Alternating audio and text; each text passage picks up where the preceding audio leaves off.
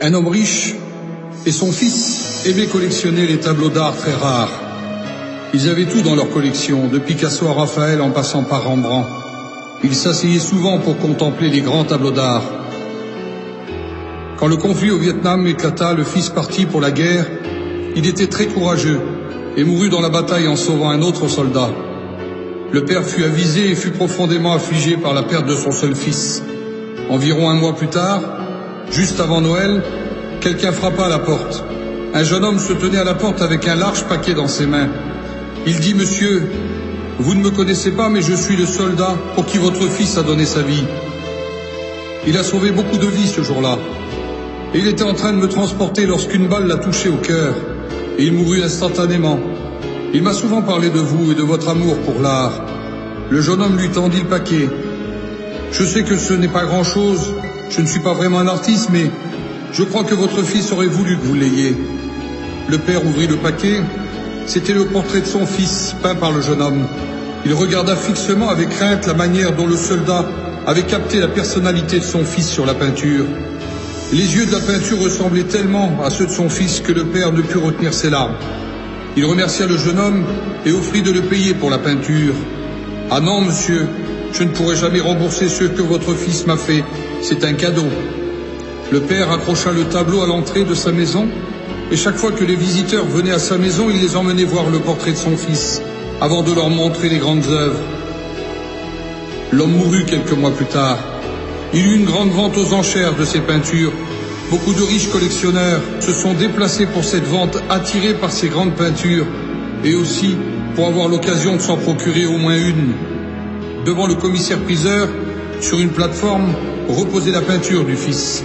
Le commissaire frappa avec son marteau pour ouvrir l'enchère. Nous commencerons l'offre avec l'image de son fils. Qui fera une offre pour cette peinture? Le silence s'installa dans l'auditoire. Alors une voix au fond de la salle cria « Nous voulons voir les célèbres peintures.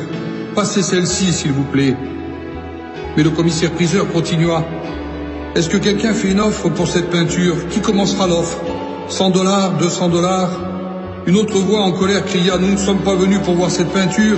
Nous sommes venus pour voir les Renoir, les Van Gogh. Commencez avec les vraies offres. » Mais le commissaire continuait toujours « Le fils, qui veut prendre le fils ?» Finalement, une voix cria au fond de la salle. C'était le jardinier qui avait longtemps été au service de l'homme et de son fils. Il cria « Je donne 10 $ pour cette peinture. » Étant un pauvre homme, c'était tout ce qu'il possédait. Nous avons 10 $. Qui offrira 20? Donne-lui pour 10 et fais-nous voir les maîtres.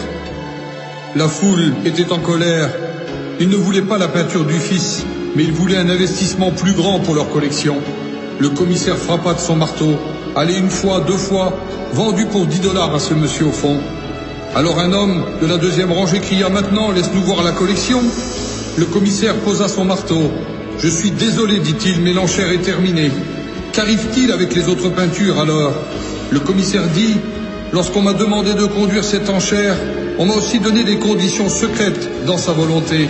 Seulement la peinture du fils serait vendue aux enchères.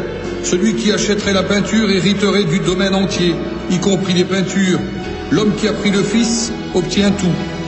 Dieu a donné son fils il y a 2000 ans afin de mourir sur la croix. Tout comme le commissaire-priseur, son message est aujourd'hui le même. Le fils, qui prendra le fils? Parce que vous voyez, celui qui prend le fils obtient tout. Aujourd'hui, le même message résonne à ton cœur de la part du Père. Il est l'amour parfait qui bannit la crainte. Il est l'eau que tu peux boire pour te désaltérer. Je t'offre Jésus, mon ami. Je t'offre Jésus.